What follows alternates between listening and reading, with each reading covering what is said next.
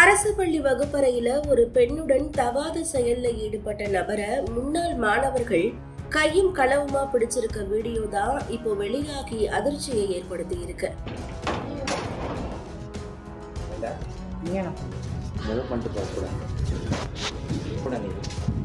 முல்லைநகர் ஓசூர்ல இருக்க ஒரு அரசு பள்ளியின் வகுப்பறையில ஒரு பெண்ணை அடைச்சிட்டு வந்து ஒரு நபர் தகாத முறையில இருந்திருக்காரு. இத அப்பள்ளியுடைய முன்னாள் மாணவர்கள் வீடியோ ஆதாரத்தோட பதிவு செஞ்சிருக்காங்க.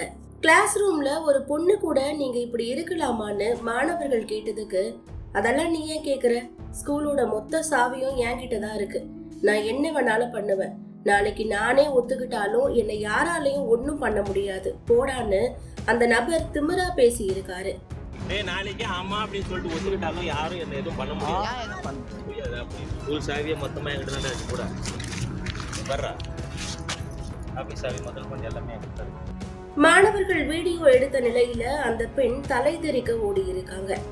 பள்ளி வகுப்பறைய படுக்கை அறையா மாற்றி வசமா சிக்கினாலும் என்னை யாரும் ஒன்னும் பண்ண முடியாதுன்னு அந்த நபர் திமிரா பேசினதும் மாணவர்கள் வெகுண்டு எழுந்திருக்காங்க.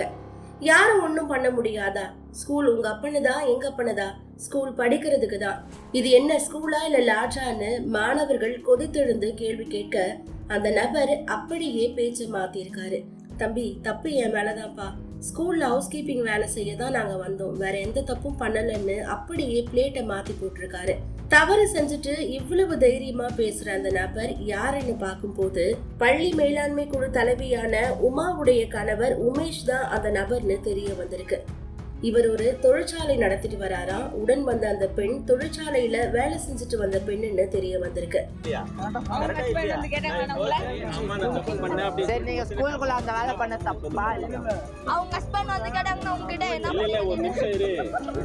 இதை தொடர்ந்து கல்வித்துறை அதிகாரிகள் அந்த பள்ளியில சோதனை மேற்கொண்டிருக்காங்க.